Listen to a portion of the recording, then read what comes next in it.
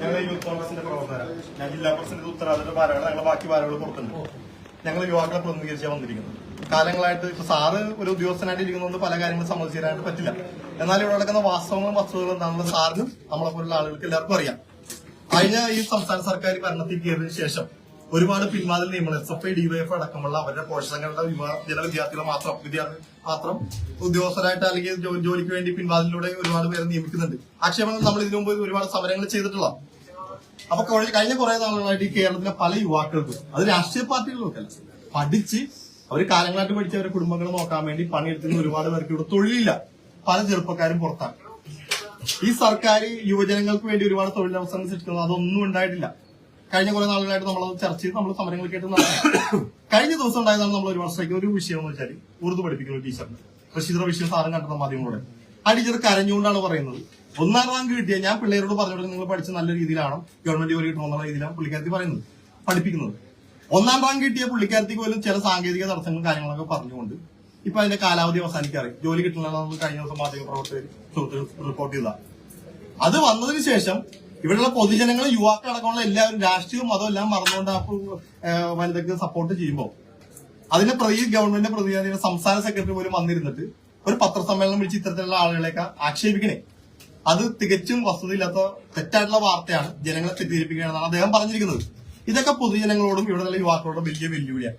ഇങ്ങനെ ഗോവിന്ദ മാഷ് പറയണതും സംസ്ഥാന സെക്രട്ടറി പറയണതൊക്കെ എന്ത് തോന്നിവാസവും ഗവൺമെന്റിന്റെ ഒരു പാർട്ടി സംഘടനയെന്ന് വിളിച്ചു പറയാനുള്ള ഒരു അധികാരമൊന്നും അദ്ദേഹത്തിന് ഇല്ല.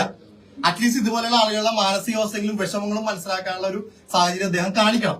അപ്പൊ അദ്ദേഹത്തിനെതിരെയും പ്രധാനപ്പെട്ട ഈ ഗവൺമെന്റിന്റെ ഈ ഉദ്യോഗസ്ഥർക്കെതിരെയും ഇങ്ങനെ തൊഴിലവസരങ്ങൾ സൃഷ്ടിക്കാത്ത ആളുകൾക്കെതിരെയും ഒരു പ്രതിഷേധത്തോടെ ഞങ്ങൾ വന്നിരിക്കുന്നത്. ഞങ്ങൾ ഈ പ്രതിഷേധം സാറ് ബന്ധപ്പെട്ട അധികാരികളെ അറിയിക്കുകയും ചെയ്യണം. വരും ദിവസങ്ങളിൽ ശക്തമായിട്ടുള്ള സമരങ്ങളുമായിട്ട് യൂത്ത് കോൺഗ്രസ് മുന്നോട്ട്. ഇന്ന് ആലപ്പുഴയിൽ ഇതേപോലെയുള്ള സമരങ്ങൾ നടന്നു.